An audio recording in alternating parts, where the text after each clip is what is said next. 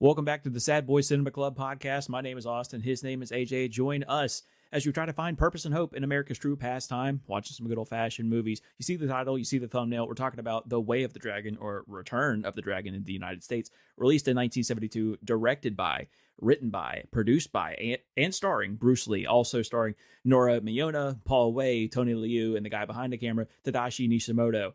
I wanted to do this movie for a couple reasons. I have recently started to watch a lot more Western movies in my spare time, and I feel as if Westerns and these martial arts kind of movies around the same time period were a plethora, and there were so many options at our disposal, but my knowledge of them is pretty limited. So I figured, why not start here with the one, the only Bruce Lee? So I have to ask you, how do you feel about martial arts movies in general? To be honest, so in general, they kick ass. I grew up. I don't know if you watched the Three Ninjas movies growing up as a kid, and of course the Ninja Turtles were big. I feel like my age group has a lot of adult karate-ers, and I think that has a lot to do with what we grew up watching. Was these karate movies, Karate Kid, all the Jackie Chan movies. So I think, especially from my age demographic, I think that karate's pretty all right with us. Well, there's no time like the present. How about we just jump on into the movie? Because let me tell you, there's a lot to get to. We open up after the opening credits and we see our star, Bruce Lee, who plays Tong Long, who's waiting in an airport. And we're really setting the tone for this movie because the very first thing that happens in this entire movie is that an old racist white lady is just staring at this Asian man for no reason at all, literally just for racism reasons, I guess, which was, again, really setting the tone for this movie. And I'm going to give you a warning now for anybody that's listening. There are multiple scenes in this movie that absolutely have no purpose in the plot. We are going to talk about them, but just know I'll do the little denote here that it does not mean anything to the plot. This one included. Tong Long makes his way through the airport. He quickly terrorizes the child and then arrives at this diner. I'm assuming it's some sort of like membership club, like a master club, like lounge area in the 70s. I don't know if they had those or not, but it is a place where you can actually eat instead of like a Chick-fil-A or whatever. He sits down and a waitress comes through. He's trying to communicate that he just wants eggs, but this white lady just doesn't know what he's talking about. And it's very clear that he's trying to say the word eggs. And I'm assuming that this was played for some sort of comedic effect, like, haha, make fun of the guy with the accent. But he very clearly said eggs. This lady just doesn't listen or like doesn't want to listen, I guess. He then tries to convince the lady to get him a soup. However, she interprets all of this as bringing him six soups for funny reasons, I guess. Anyway, he wolfs down these six soups and it's time to pay. He does so begrudgingly. He walks out of the restaurant now and he runs into Chan Ching Hao, which is his employer's niece, and he has been instructed to escort Chan Ching Hao as long as he's in the town. This is where I noticed it a lot, though. I guess I really wasn't paying attention up until this point. This may be the worst voiceover ever, Yeah. and I think it's important to point that out. This was a $130,000 budget film. So I understand like cutting costs because of course you have to pay Bruce Lee, you have to pay all these other actors, and like your budget is probably pretty limited. However, when it does $130 million at the box office, and it's been 50 years since the movie was released, redo the voiceover. It can't be that bad because it was very not even mildly distracting, very distracting throughout some of this movie. Some of it was fine, especially when it was masked by a bunch of martial arts scenes, but for the most part, the bad voiceover was horrendously bad. Yeah, the that was one of the first things. Actually, the first thing I when we noticed watch this movie, aside from the lady at the airport kind of being a old white woman, um, the fact that they did like what felt almost like a 20-minute gag about or a running joke about Bruce Lee's character just having to shit because like he was at the restaurant and then he leaves and he's like bathroom bathroom and then he goes to her that lady's house and bathroom bathroom and it's just like okay. I mean, was there? I'm wondering like, was he a notorious shitter? Like, is that something that is that how he stayed in such peak physical specimen is just by eating soup and shitting everywhere. Because I mean, you know, it probably works, and you're absolutely correct with the sound engineering on this. God awful, and I like you said, there was obviously limitations coming into it from the time and the money aspect of this film, but yeah, they could 100% re-release this with better dubs because and honestly, where do you stand on the subs versus dubs? I'm an avid anime watcher, so subtitles really don't bother me. It does bother me if the actors are speaking English and the subtitles are also in English because I feel like I don't need them at that point. Yeah, Not really sure.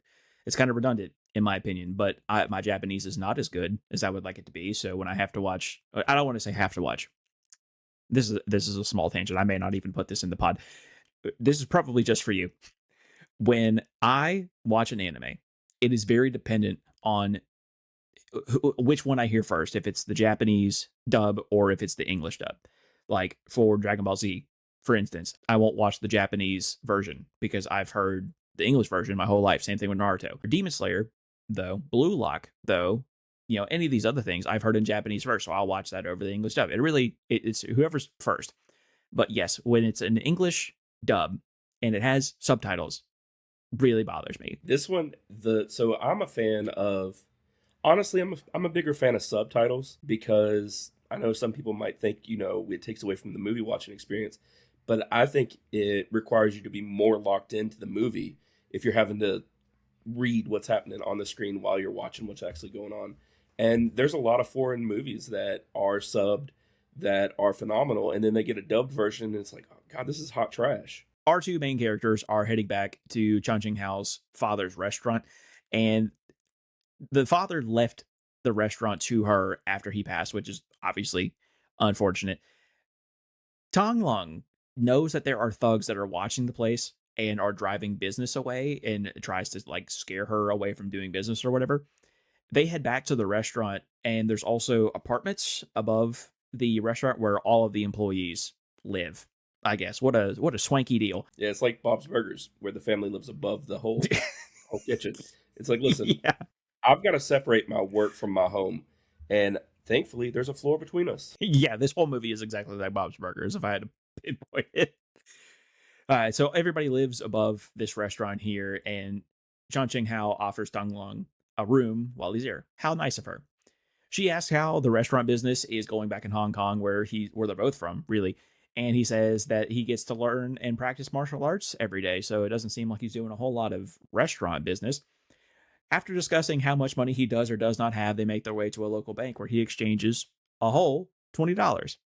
Just in case you were wondering, just in case you're keeping score at home, this is another thing that never comes up in this movie ever again. Literally, it doesn't even move the plot forward at all, other than the fact that we're in town to go to the next spot, which is part of the plot. No reason at all why we had to go to the bank. Yeah, well, like when he went to the bank, she was like, "No, no, no, they're good people. You've got to trust them." And again, that's never talked about ever in this movie. Like, I get the whole maybe they're trying to say, okay, well, there are some nice people in this town. You have to trust everybody until they give you a reason not to. Maybe that's what they're going for. But yeah, this is another scene where it's just like, okay, what was this for? After they leave the bank, they head to this like local gathering spot where Tong Long catches the eye of a white woman who immediately tries to woo him. Zero words spoken between the two. There's obviously probably a language barrier here. But apparently Tong Long is the Riz master. No word spoken, was able to go back with her to her place, to her apartment, her house, whatever. She takes him back to wherever she's staying and instantly starts to undress. Again, Master Rizzler here. Tong Long doesn't seem too comfortable with the entire situation, and to relieve some stress, he decides to do some martial arts in her room, as you do, I guess. It's very much like autism coded. Like it makes me think of 40-year-old virgin.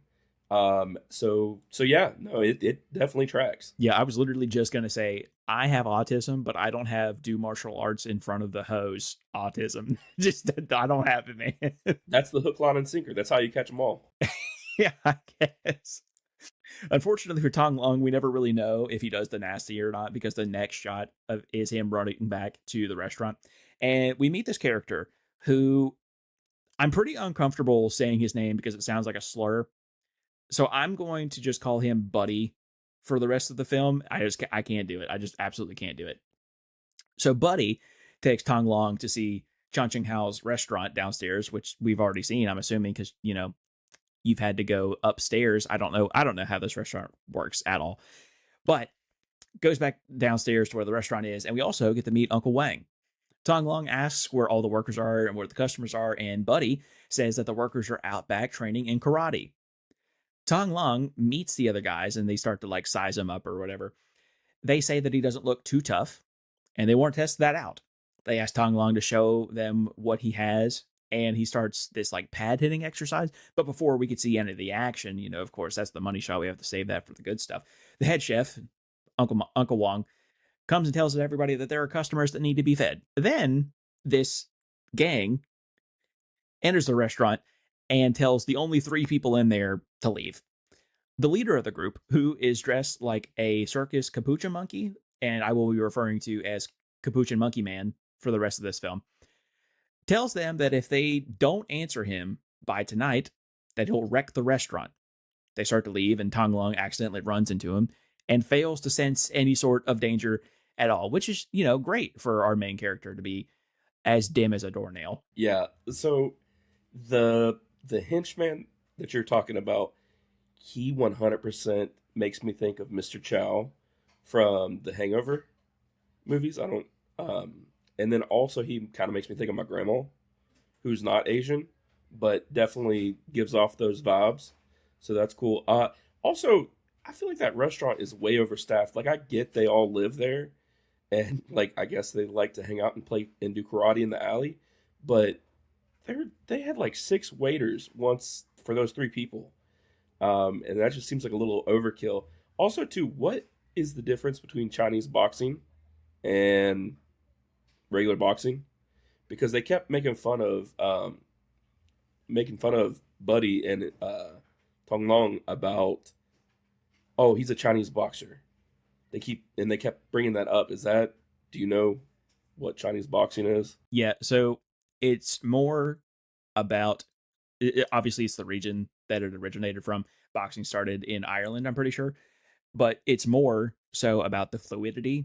Regular boxing, traditional, United States boxing is more about straight punches and the force that you can have behind it. Chinese boxing and most Asian boxing is more it's more fluid. Like it honestly, and I'm not a huge boxing guy. I could probably name like 10 boxers. What you see from Muhammad Ali is a lot more like Chinese boxing than Okay. quote unquote traditional boxing, that fluid motion that he had. And, when you compare it to Mike Tyson, where he was just going to put his hand through your skull, that's more Yeah. traditional boxing. Okay. Nice. I didn't know that. Look at us learning stuff on this podcast all the time. So after this little dust up between this gang and the workers, it's after hours, I'm assuming. They're all around this table and they're saying like what they would do if the guy showed up again. And Buddy correctly asks, what good is karate if they have guns? Which again, it is honestly pretty It's a good valid. point. And then we have another different ruffian group come into the restaurant and immediately assault the waiter and break some cups and plates or whatever. They all decide to settle this issue outside, and one of the waiters immediately gets their ass kicked. Literally, not even a convenience to our new thugs. Tong Long steps up, though, and demonstrates some like actual real martial arts, but the thugs are not that impressed for some reason. He starts putting belt to ass, and they immediately do become impressed. One of the thugs falls over after one swift kick. Another one suffers the same fate and has and Tong Long hits him with a few impressive hits and a takedown. And then Tong Long takes care of the other two with ease.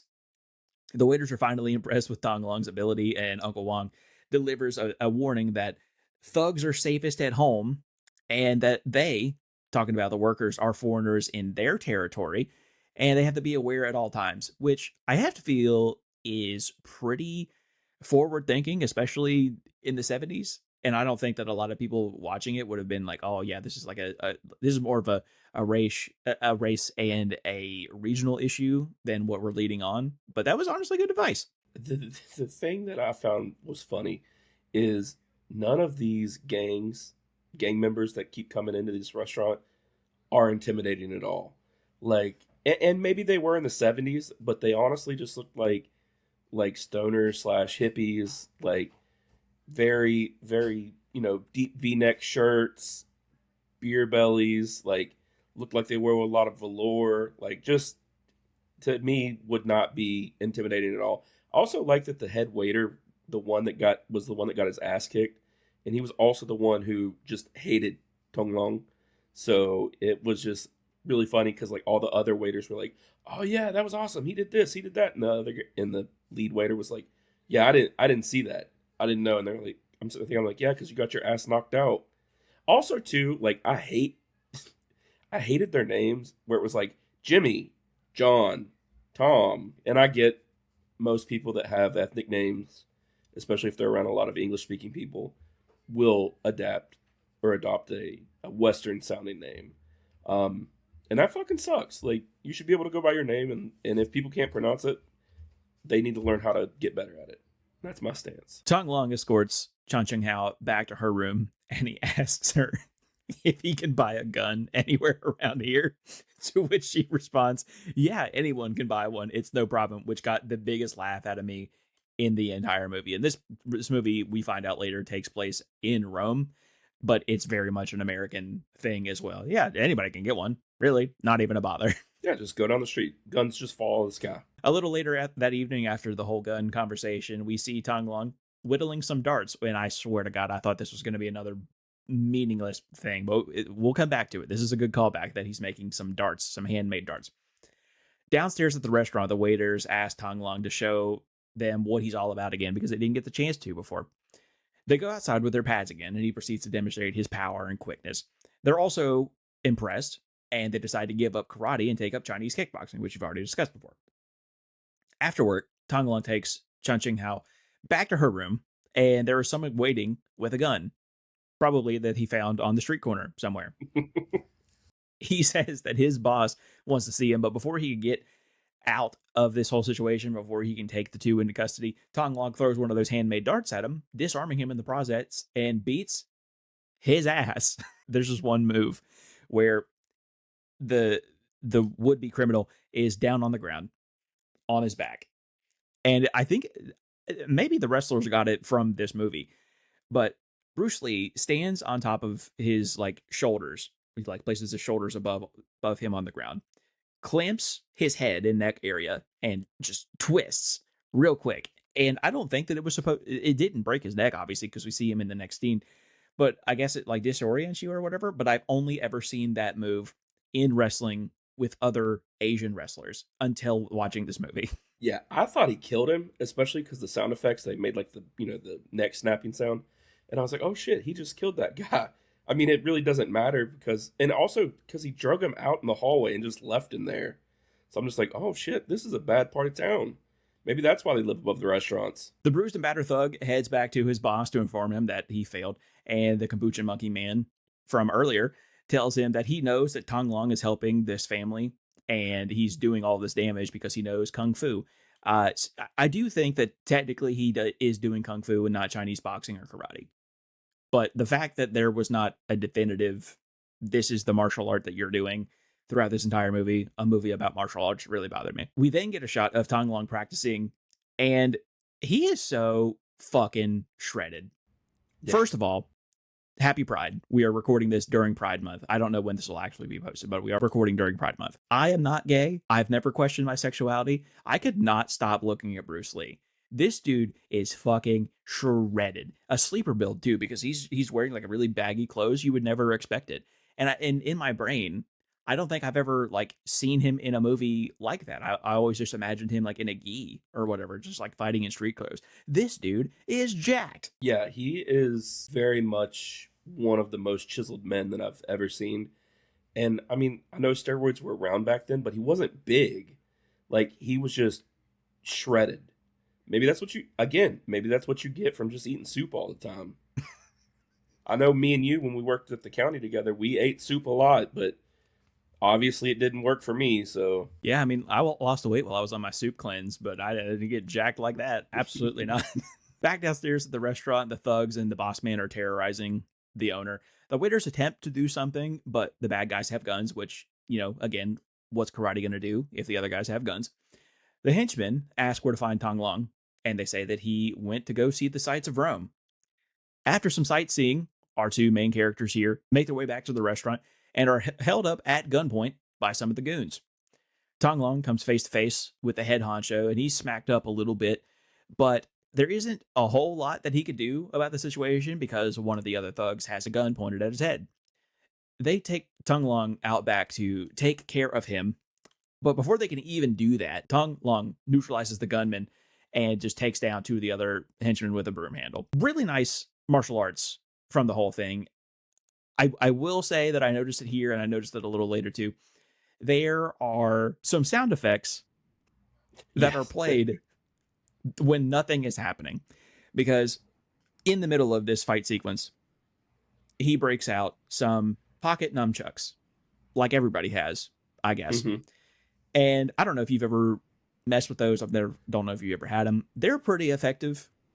Like, they hurt pretty bad, even with like a light tap. He starts flailing them around, and when you holster them under your armpit, that's kind of like a resting phase, like you're ready for this next action. And there were two sound effects of the choo choo that I heard when they were holstered, and he wasn't moving. Again, $130 million. I know that a lot of this is probably to the Bruce Lee estate. Maybe we should just clean up this movie a little bit. Maybe we should clean up the sound effects. Maybe we should redub the movie. That's just my opinion, though. Yeah, they're like, you know what? We did it once. It's good. People will still watch it. Back inside, after Tong Long deals with the henchmen outside, some other henchmen are trying to convince Chun Ching Hao to sell the restaurant. Tong Long comes back inside, and he warns the big boss man that if he comes back to this restaurant, he won't leave alive, which I like a little edge to our hero here. After hours, the workers and Uncle Wong are discussing what they should do. Chun Ching Hao thinks that they should stay and they should fight instead of sell, and everyone is kind of skeptical, but they ultimately do agree that that's probably the best decision. We're back in Chun Ching Hao's room, and we see someone with a scoped rifle across the street, aimed right at her position. Chun Ching Hao warns Tong Long that he needs to leave Rome because the thugs are going to go after him, but he won't go. He's not having it. The gunman takes aim at Tong Long, but misses. It's a lever action rifle, so he has plenty of time to run away. I don't know what the gun market was like in Rome in the 70s, but I feel like we could have got something that was a little more practical than a lever action rifle. Listen, when they're everywhere, you just got to take what you can find. Tong Long has enough time to see where this would-be assassin is located, run across the street, and then beat his ass. This guy is not like you would imagine if you're this big boss man and you say, hey, go handle this guy, you would send the guy that knows how to do it and not this guy, because nothing in this scenario has proven to me that he knows what he's doing. Well, also, it's the same guy from before that I thought he killed, because he's got like that comical like neck brace, and he's got like bandages all over him when he's talking to the boss man, and so yeah, I don't know why you would send him. Also, too, like, one thing that drove me crazy about that scene was just the noise again. We get it later in the movie that it's close to Chinese New Year. So at one point, there's a whole bunch of just fireworks going off, and that's right in the time when that henchman's supposed to be trying to assassinate our hero, and you just hear all these loud bangs, and then like Tong Long thinks that, I guess, the lady is just having like a bad day, because he's like, oh, it's too loud in here, we need to get down, and then this whole time somebody's trying to snipe his ass. Like, it's just like very weird. And yeah, that sound, much like you said with the holstered nunchucks, just rough watch. Right before we get this end scene where he kicks this guy's ass, he throws one of those handmade darts right into the guy's ass, which, again, there weren't a ton of like LOL, laugh out loud funny moments in this movie, but that one got a laugh out of me for sure. That's always going to get a laugh out of me. When Tong Long heads back to the room, he realizes that Chun Ching Hao has been kidnapped and taken back to the big boss man's hideout. Tong Long rallies the troops, and he and the other waiters make their entrance into this hideout. I don't know how they know where it's at, but they show up for sure. It's honestly a pretty even battle between the two groups, and neither side has a clear advantage for most of the fight. The goons do eventually come out on top, and it's 5 against 1 Tong Long. He handles the goons pretty quickly and tells the boss to lay off if he knows what's good for him. He and the others leave the premises, but it doesn't seem like the bad boss man is like satisfied with giving up. The Capuchin Monkey Man says that he has 3 ringers that'll be able to handle Tong Long, including an American named Colt. He gets on the phone and says that he wants to call America, which I don't know if that was meant to be funny. I don't know if that was like a thing that you could actually do, but I did laugh. In 1972, there was 210 million people in the United States. So I just don't believe that you could go, America, please. Colt, Yes, I'd like to. please, and they just find the guy. Yeah, I don't. I think you would be hard pressed to do that now, and we have a much bigger surveillance system state, and the technology is better. But yeah, I don't think you could now be like in Rome, be like, I need to call Colt in America, please. I'll wait. Yes, like Surely there's only one Colt in America at that point, so it's probably pretty easy to find. Austin and Aaron are pretty common names. Colt, though, I don't know. he calls the first Colt, and it's Colt McCoy. He's like, no, I don't need a bust quarterback. We're back at the restaurant now, and the whole team is celebrating, but Chan Cheng Hao receives a letter from her uncle in Hong Kong saying that Tong Long needs to come back to work. The Capuchin Monkey Man shows up, apologizes, and says that the boss wants to have a chat with Tong Long. Uncle Wong also says that he thinks that they could work together and get past all this silly nonsense. We get our grand entrance of Colt in the next shot, who's getting off of this plane, and he looks exactly like you would expect an American to in the 70s, like dead ringer. If I would have imagined this is exactly who they would have picked. So shout out to the casting department because you nailed it on this one. Also, though, vaguely looks like a long haul truck driver. Yeah, very Like indistinguishable. A martial arts master and a truck driver for sure. One and the same. Colt arrives at this bad guy's compound, and we see one of the other would-be ringers is Tom, is Colt's apprentice. Colt is Tom's sensei. It's never mentioned again. No other tie-in, just a nice little passing line, I guess. Maybe it was improv. Who knows? There's a little bit of a scuffle between the other ringer and Colt to decide who's top dog, but Colt very much handles business. The Capuchin Monkey Man heads back to the restaurant, convinces the waiters in Tong Long to get in his car so he can take them to the boss for a business meeting, but then takes them out to like an abandoned area who would be then ambushed by 2 of the ringers. These 2 muscles for hire are worth their salt and are able to handle the waiters pretty easily. Tong Long steps in to fight Tom, but he's no match. And to be fair, I would be down for the count if Tong Long punched me in the dick twice too. So honestly, fair play. Yeah, it's hard to get up after one. I could definitely, no fault to him for not getting up after the second one. The other ringer isn't much of a bother either. He didn't land a single hit in the entire fight with Tong Long. Tong Long chases after the Capuchin Monkey Man and leaves Uncle Wong with the other waiters. And then, no bullshit, this is not a bit for me, we get the plot twist of the century because Uncle Wong stabs 2 of the waiters and leaves them to die. He wants to sell the restaurant, but he was outvoted in this whole process, and he thinks that killing Tong Long would warrant some sort of payday from the bad guys and allow him to sell the restaurant or get whatever and get out of there.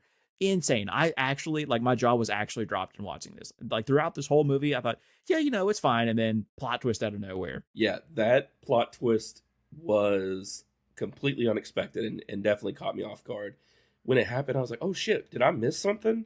Like, I was like, have there been signs all along that Uncle Wong is not a great guy? I mean, he gave him Chinese New Year money. He, told him, to not fight when they don't need to fight.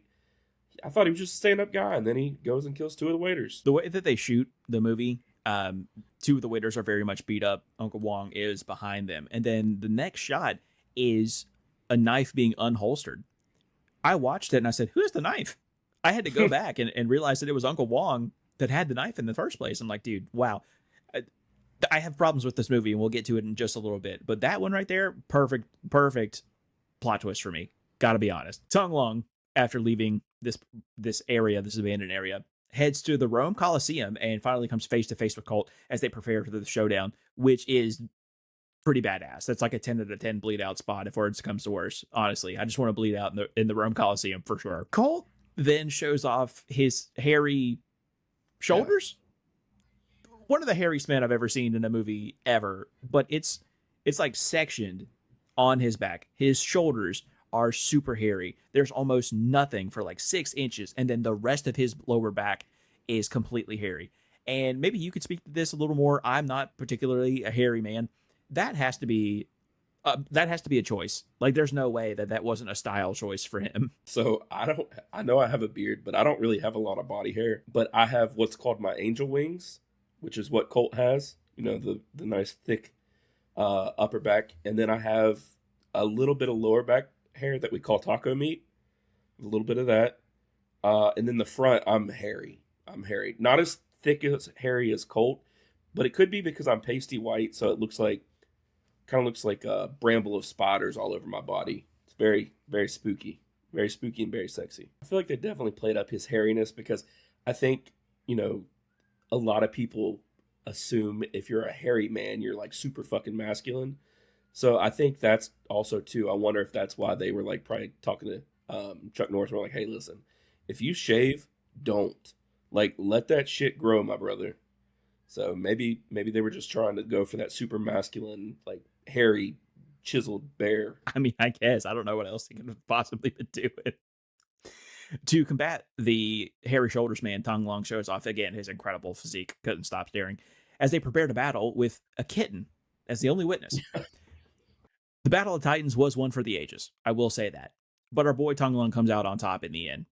After the battle, Tong Long chases the Capuchin Monkey Man, and he meets up with Uncle Wong, who tries to trick Tong Long by slicing his own arm in an attempt to think that the Capuchin Monkey Man did it to him.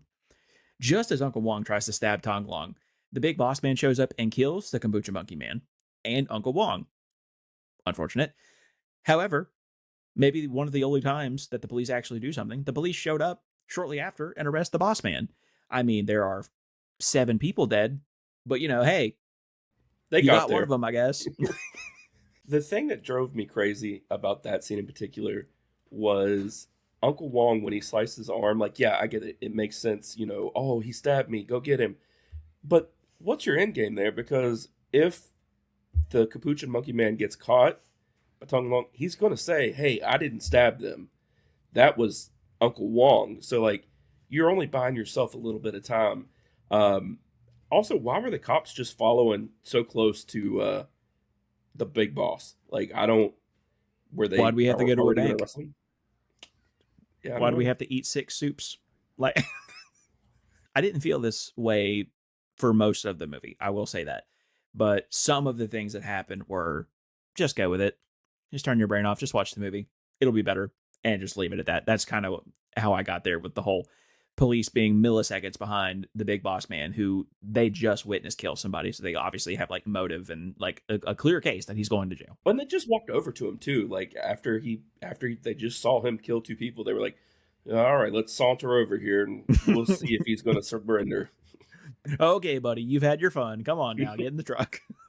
There's 7 people dead here. Okay, we have to arrest you. After the big boss man gets arrested, we see Tong Long and Chan Cheng Hao at the grave sites of their fallen, and Tong Long says that he has to go back to Hong Kong, and he rides off into the sunset as the credits roll. And that was Return of the Dragon, or Way of the Dragon, depending on where you originally saw this movie.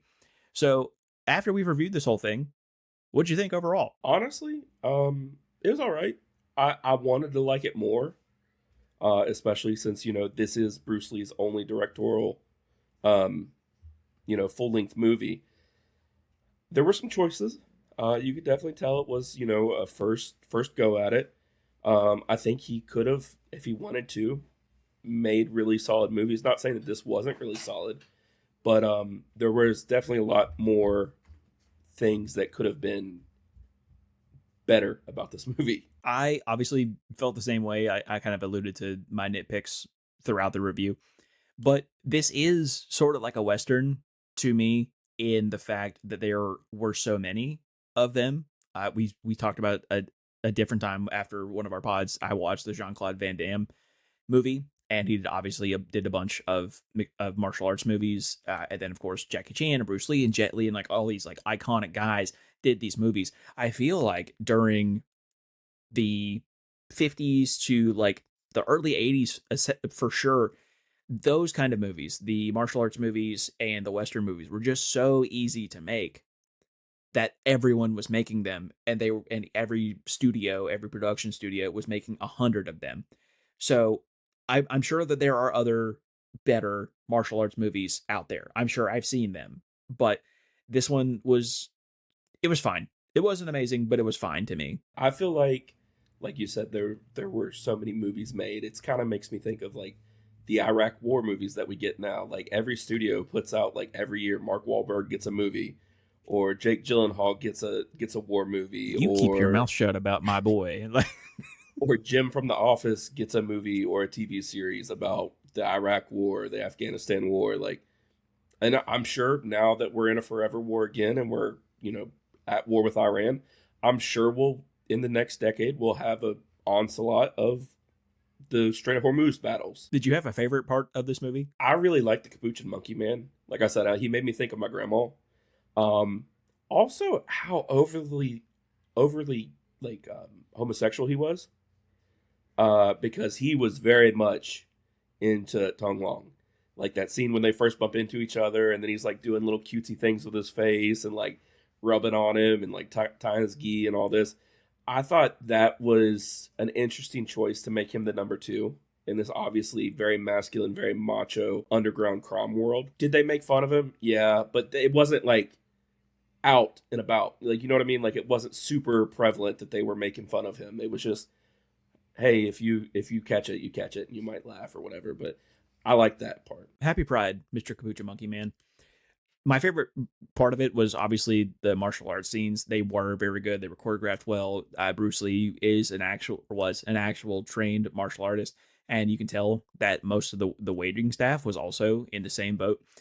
I've always kind of been drawn to that. We talked about the Teenage Mutant Ninja Turtles. I was a Power Ranger fan growing up, so that kind of thing was more inclined to me. Like I was bound to be drawn by it.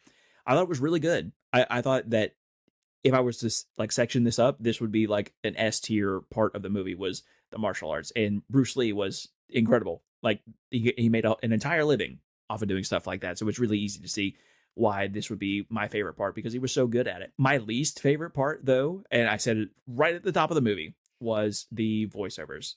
So bad. And what bothered me sometimes too was that there would be American or at least English speaking people in the script, like the bank guy. I could tell that he was supposed to be an English speaker. He was speaking English because that's what the words that he was mouthing. And then his voice got dubbed over by somebody who was, I'm sure, worse. I just don't understand how that's possible. And again, we said it, and I'm sure that all this money went to the Bruce Lee estate. They 100 times their profit.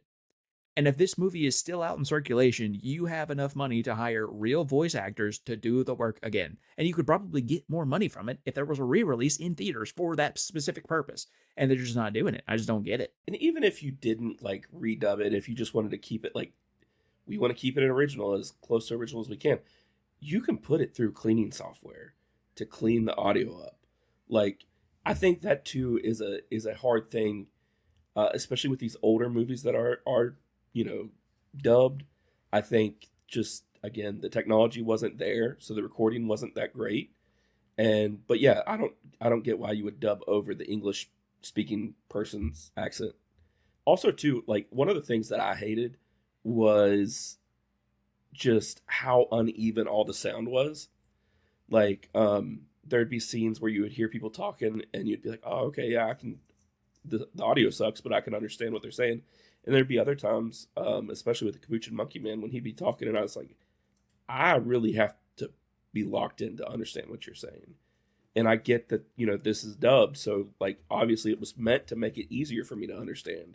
But sometimes I found myself in scenes just being like, I have no clue what they're even talking about. What's something that you would change about this movie? I also feel like the pacing was kind of weird in this movie. So I think I would fix the pacing. And I mean, if that wouldn't be it, it would be the sound quality. I feel like that's a common theme for us is the sound sucks.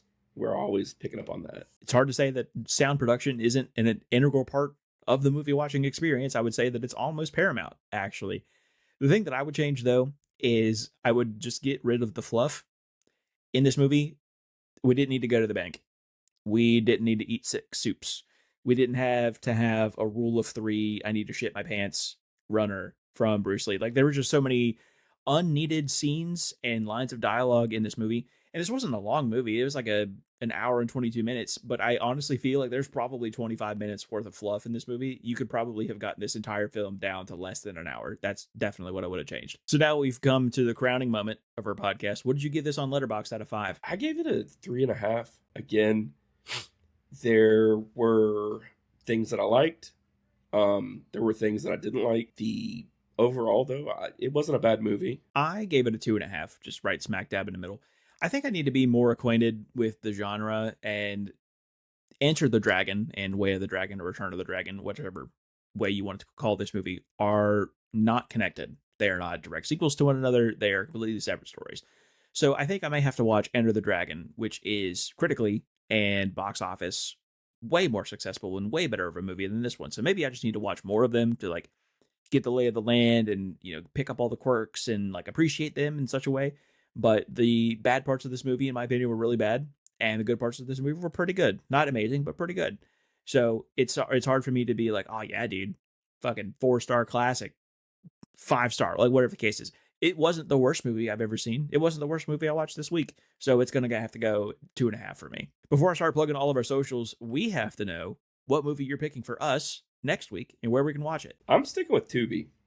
Double Trouble. Looks like it's going to be twins that look like Theo Vaughn that are cops. Let's see how this Tubi run goes again. We have a truly putrid movie, and that should actually be releasing tomorrow as we're recording this. And then we have a pretty decent one, I think, in the Alchemist Cookbook. But so we're 1 for 2 so far. I think if we dip below batting 500, I think we may have to give Tubi a little break. But we'll see next week. Join us next week as we review Double Trouble. Follow us on all socials, YouTube, Twitter, and TikTok at Sad Boys Cinema. Follow our individual Letterboxd accounts. I'm going to put our handles above our head here. That's going to do it for me. That's going to do it for AJ. Be kind. Tell somebody you love them. See you in the next one.